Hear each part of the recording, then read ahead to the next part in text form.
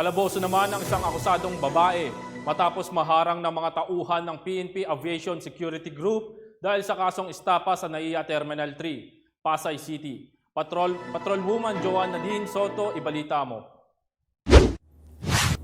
Mabilis ang naging aksyon ng Aviation Security Group sa ikinasang paghahain ng warrant of arrest sa isang akusadong lumapag sa Ninoy Aquino International Airport, Terminal 3 sa Pasay City. Sa magkatuwang na puwersa ng mga tauhan ng NAIA Terminal 3 Police Station, Aviation Security Unit NCR at mga operatiba ng Regional Intelligence Unit 4A, matagumpay na naisakatuparan ang pagkakahuli sa isang babaeng nasa 53 taong gulang na residente ng Baguio City na lumapag lula ng Singapore Airlines Flight SQ910 na nanggaling sa Singapore.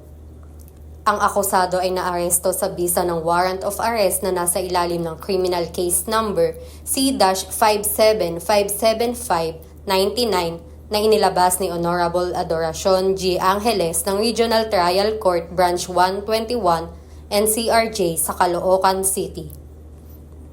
Sa pagkakataon ng pagkakahuli, binasahan at ininpormahan ng akusado ng kanyang mga karapatang pinangangalagaan ng konstitusyon at estado. Sa salitang kanyang nalalaman at naiintindihan. Gumamit rin ng alternative recording device ang mga autoridad sa panahon na isinasagawa ang pag-aresto alinsunod sa itinalaga ng batas patungkol sa paggamit ng body-worn cameras. Sa kasalukuyan, ang akusado ay nasa kustodiya ng Regional Intelligence Unit 4A para sa mga naaayon na hakbang sa dokumentasyon at tamang disposisyon. Detalyeng isinalaysay naman ni Police Staff Sergeant Fernando A. Tayaban, investigador ng NPS-3, ang pagkakasunod ng mga pangyayari.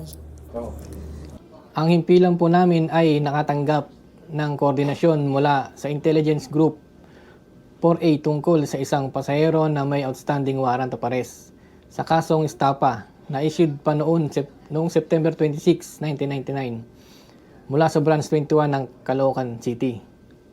Agaran po naming sinalubong ang naturang babae na sa pagkakataon ay pinigilan ng Bureau of Immigration at sinabihan namin ng kadahilanan ng kanyang pag-aresto at binasahan ng kanyang mga karapatan alinsunod sa ating saligang batas. Nag-iwan din siya ng tagubilin para sa mga personalidad na kumakaharap sa iba't ibang kaso na huwag tangkaing takasan ng batas at harapin ang responsibilidad na naiwan dito sa bansa. Nais po namin ipaabot sa mga kababayan nating Pilipino na ang pamunuan ng PNP Aviation Security Group ay hindi hahayaan na makaalpas ng tao na magtatangkang takasan ang batas sa ating bansa. Mula dito sa tahanan at tagapangalaga ng kapayapaan ng bawat paliparan, ako ang inyong PNN correspondent, Patrolwoman Joanna Nadine P. Soto, alagad ng batas, tagataguyod ng Balitang Pulis.